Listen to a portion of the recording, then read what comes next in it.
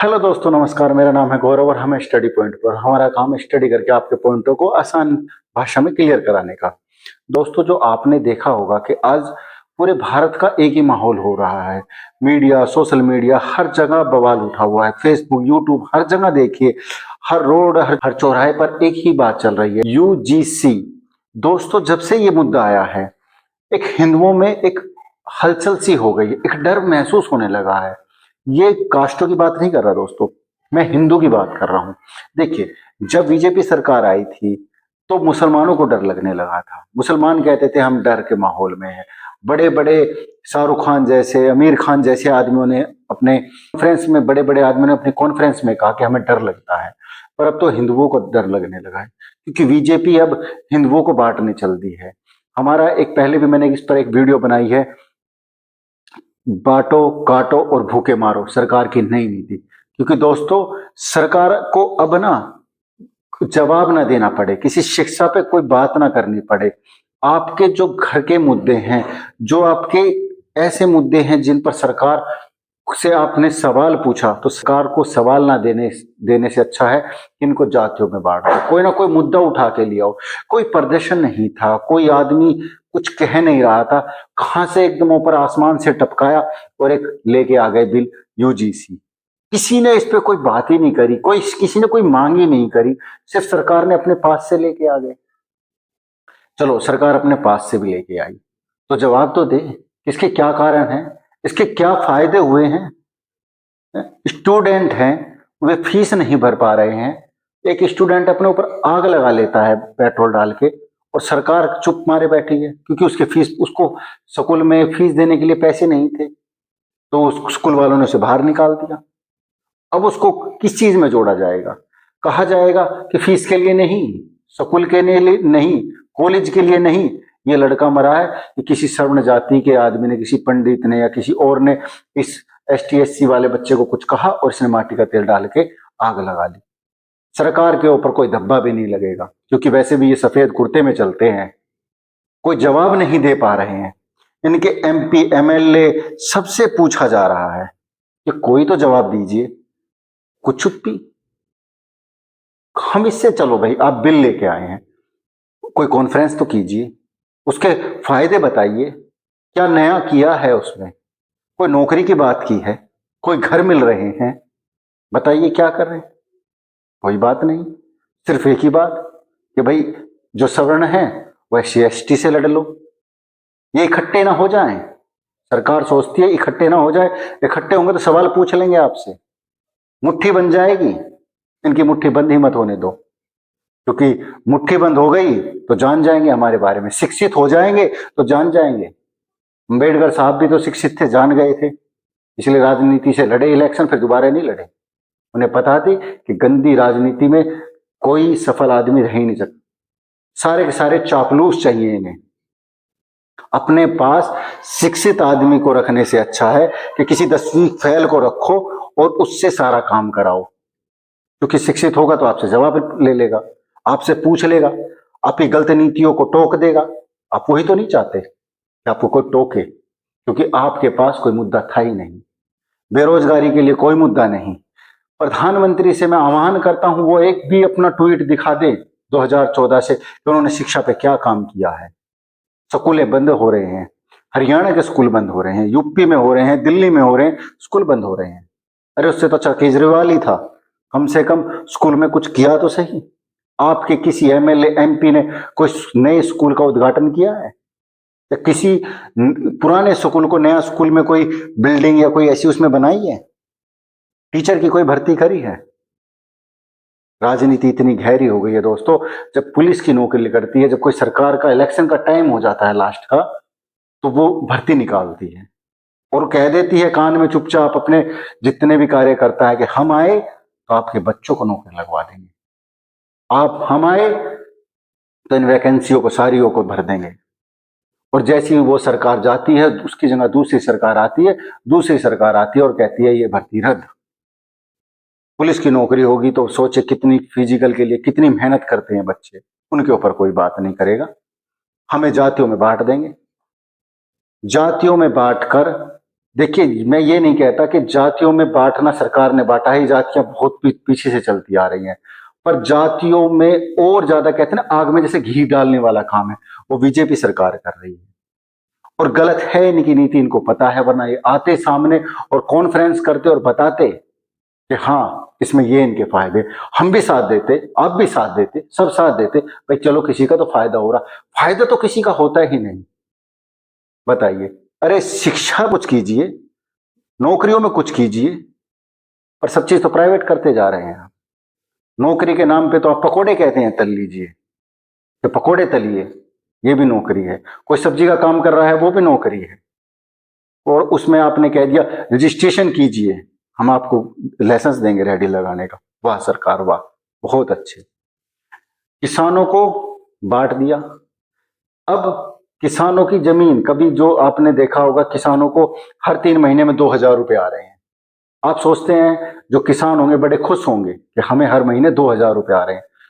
दोस्तों ये आपका है ना, ये जो किसान है इनका पूरा डेटा सरकार करने जा रही है इकट्ठा। पूरा आपके अकाउंट में 2,000 गिर के आपकी पूरी की पूरी, कल को जब आपकी जमीन को सरकार कहेगी कि हम एक्वायरमेंट करने जा रहे हैं, तो आप कहेंगे कि नहीं हम नहीं होने देंगे, आप सुप्रीम कोर्ट हाई कोर्ट जाओगे। पर दोस्तों जब सरकार पता है क्या बोलेगी आपसे, कि जब आपको किसानी से फायदा हो रहा है, आपको फसल बेच के फायदा हो रहा है, तो आप हमसे पैसे क्यों ले रहे हैं। कहेगी सब्सिडी हम दे रहे हैं, ये पैसा 2,000 रुपए हर तीसरे महीने दे रहे हैं, 8,000 रुपए मतलब कि सालाना दे रहे हैं, तो आपको फायदा हो रहा है तो आप क्यों ले रहे हैं। पर लोगों को नहीं पता, आपका पूरा का पूरी जमीन का पूरा, जिसपे 10 किले हैं, 2 किले हैं, या कितने बीघे हैं, पूरा डाटा सरकार ने ले लिया है।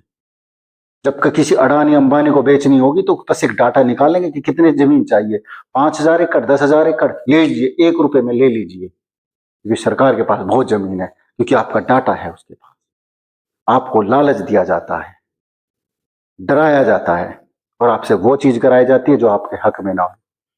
धीरे धीरे आपको लगता है कि सरकार हमारा फायदा करती जा रही है। आज बांट नहीं रही है, ये हमें काट रही है। हमें बोलना होगा सबको, सारी कास्टों को उठना पड़ेगा कि अब हिंदुओं को ही बांट दीजिए। आप SC ST की बात कर रहे हैं, क्या SC में और कास्टें नहीं आती हैं। बताइए कितनी कास्टें हैं उसमें भी जुलाहा है, कटारियां हैं, सरोहियां हैं। किन किन को बांटोगे आप, फिर उनको भी बांटने चल दोगे, उनके भी नाम चल दोगे। हर जगह आपको एक नए मुद्दे के लिए चाहिए। आपने कभी कॉन्फ्रेंस करके ये नहीं बताया कि हमने इतनी नौकरियां निकाली हैं, इतने काम किए। आप एक ट्वीट करने, आपकी मन की बात बहुत ध्यान से सुनी, पर आप भी हमारे दिल की बात, हमारे मन की बात सुनिए। चिल्ला रहा है, पूरे जो सवर्ण समाज है पूरा का पूरा इकट्ठा होकर कह रहा है। आप सोच रहे हैं, असली बात तो ये है दोस्तों कि ये कांग्रेस के मुद्दे थे। जब भी मैंने सुना है राहुल गांधी को, उन्होंने सदा यही बोला है कि अपर कास्ट बड़ी बड़ी सीटों पे है। वो जब भी बोलते हैं दलित दलित और हिंदुओं को तोड़ने के लिए बोलते हैं, सवर्ण और दलित पर ही बात करते हैं। कभी वो काम पे बात नहीं करते हैं। वो नहीं बताते कि 2014 से पहले हमारी सरकार थी, हमने कितना दलितों का भला करा। वो कभी बात नहीं करते। तो इन्होंने क्या किया कि हम राहुल गांधी का मुद्दा हम ले लेते हैं। दोनों बंदरों की लड़ाइयों में हम फंसे जा रहे हैं। बीजेपी कांग्रेस का मुद्दा लेके और अपने ऊपर लेके और हमें थोप दिया। अब कांग्रेस के पास वो भी नहीं, क्योंकि बीजेपी चाहती है कि हम SC ST और OBC की भी वोट ले लें। हम कांग्रेस को इस लायक ही नहीं छोड़ेंगे वो किसी काम आएगी। आप मुद्दे उनके लेते हैं, पर फंसोगे आप भी। आप सोचते हो सवर्ण कहां जाएंगे, कहां जाएंगे सवर्ण, हमारे सिवा रास्ता ही कहां छोड़ा है। क्योंकि इधर जाएंगे कांग्रेस में तो भाई वो मुसलमान सरकार घोषित कर चुकी है बीजेपी कि वो तो मुसलमान है। अब जाए कहां सवर्ण, किस पार्टी के पास जाए। यूपी में मुलायम की है, उसे भी कहती है वो हिंदू एक्स पार्टी है, हिंदू विरोधी पार्टी है। यूपी में जो अखिलेश सरकार है, आप उसको बीजेपी कहती है ये हिंदू विरोधी पार्टी है। कहां जाएगा हिंदू, बीजेपी के पास। तो सोचे कि इसके दोनों हाथ काट दो, दोनों पैर काट दो, और इसका मुंह भी काट दो, और सवर्ण का सब कुछ काट के, और फिर उससे बोलो कि भैया कहां जाओगे तुम। चुप नहीं रहना। समाज चुप रह जाएगा तो कठोर से कठोर और भी कदम उठेंगे आपकी तरफ। पहले एक को थप्पड़ मार के देखा जाता है। जब एक नहीं बोलता तो 100 भी नहीं बोलेंगे, ये देखा जाता है। सरकार चुप्पी मार के सिर्फ ये देख रही है कि कहां तक, कितना तक ये शरण भागेंगे, कब तक ये ओबीसी और एससी एसटी कटते रहेंगे, किसका भला हो सकता है और किसका बुरा हो सकता है। हमारे देश के प्रधानमंत्री ओबीसी हैं, राष्ट्रपति आदिवासी से हैं, फिर भी डर का माहौल बनाया हुआ है। शिक्षा पे ना बात करनी है। बच्चे आधे से ज्यादा फीस ना देने के कारण लाइब्रेरी में बंद कर दिए जाते हैं स्कूल में। आप किसी भी प्राइवेट स्कूल के किसी भी माता पिता से पूछ लीजिए, फीस लेट होने पर लाइब्रेरी में बच्चों को बंद कर दिया जाता है। और जब सरकार से कहते हैं, एग्जाम नहीं देने देते हैं प्राइवेट स्कूल, आप फीस नहीं भरोगे तो प्राइवेट स्कूल में वो ओबीसी एससी जनरल से उन्हें कोई मतलब नहीं। जो पैसे देगा तो वो पढ़ेगा, नहीं दोगे तो उन्हें इससे कोई मतलब नहीं। एससी एसटी से, जनरल से, वो उनके बच्चों को लाइब्रेरी में बंद कर देंगे। एग्जाम के टाइम बाहर सिक्योरिटी गार्ड खड़े कर देंगे और कहेंगे स्कूल के अंदर एंट्री नहीं करने देंगे। हजारों वीडियो हैं ऐसी, देखिए। पर देखने का समय नहीं है किसी के पास, खासकर हमारे मोदी जी के पास तो कति भी नहीं है, क्योंकि आधे से ज्यादा टाइम तो विदेश में रहते हैं। वो सोचते हैं यूरोपीय यूनियन के साथ जो फ्री ट्रेड एग्रीमेंट हुआ है, मदर ऑफ द डील, इसमें दबा देंगे ये सारी बात। नहीं दबने वाली। जनता इतनी पागल नहीं है। जनता समझ चुकी है, आप बांट रहे हैं, काट रहे हैं और दुनिया को भूखा मार रहे हैं। आप 80 करोड़ जनसंख्या को नाज फ्री दे रहे हैं। उनको रोजगार नहीं दोगे, आप नाज दोगे। उनसे मुद्दे की बात नहीं करने दोगे। उनके सब लिंक कर लोगे, आधार कार्ड, पैन कार्ड सब लिंक कर सकते हो आप, और उनकी जॉब के लिए बात नहीं करेंगे, रोजगार के लिए बात नहीं करेंगे। आप कभी किसी ऐसे मुद्दे पे बात नहीं करेंगे जो देश हित में है। हर बार मोदी जी ऐसे नहीं होता। इस देश में मुझे एक बता दीजिए, जो आपने बिहार में 1 रुपया एकड़ अडानी को दिया है, मुझे एक बार बता दीजिए भारतवर्ष में 1 रुपया एकड़ हमें भी दिला दीजिए। कम से कम जो एससी एसटी वाले, इनको ही दिला दीजिए बिहार में 1 रुपया एकड़ जमीन। हम तो ये सोचे इनका तो भला हो, पर आप इनका भी भला नहीं कर रहे। आप अपनी राजनीति का भला कर रहे हैं। आपको इतना प्यार हो गया है इस सीट, प्रधानमंत्री की सीट से, कि आप फैसला लेने से पहले सोच नहीं रहे हैं। आप धरती से जुड़े हुए प्रधानमंत्री हैं, और धरती के धरातल से ही हम आपको आह्वान कर रहे हैं कि आप इस बिल पर पूरा शोध कीजिए, या बोलिए आके, अपने भेजिए इतने मंत्री। आपके तो मंत्री बड़े चिल्ला चिल्ला के बताते हैं, पर आज कोई मंत्री बोल नहीं रहा। बोलता हूं भारत की पूरी जितनी भी हिंदू का मतलब ये नहीं है कि सिर्फ एक समाज, जितने भी समाज हैं, चाहे वो उसमें हिंदू, मुस्लिम, सिख, ईसाई, मैं सबको कहता हूं कि इसमें साथ दीजिए, इस बिल को वापस करवाइए, क्योंकि ये बिल हमारे लिए नहीं आया, ये हम सभी के लिए आया है। ये बोल भी बांटेंगे, भाषा भी बांटेंगे, और उसके बाद बांट बांट के इंसान को बांटेंगे। जो बिल आया देश को तोड़ रहा है, और हम देश को तोड़ने नहीं देंगे मोदी जी। हम सब एक साथ हैं। वीडियो अच्छी लगे तो इस पर कमेंट लिखना और इसे ज्यादा से ज्यादा शेयर करना। ठीक है दोस्तों, जय हिंद।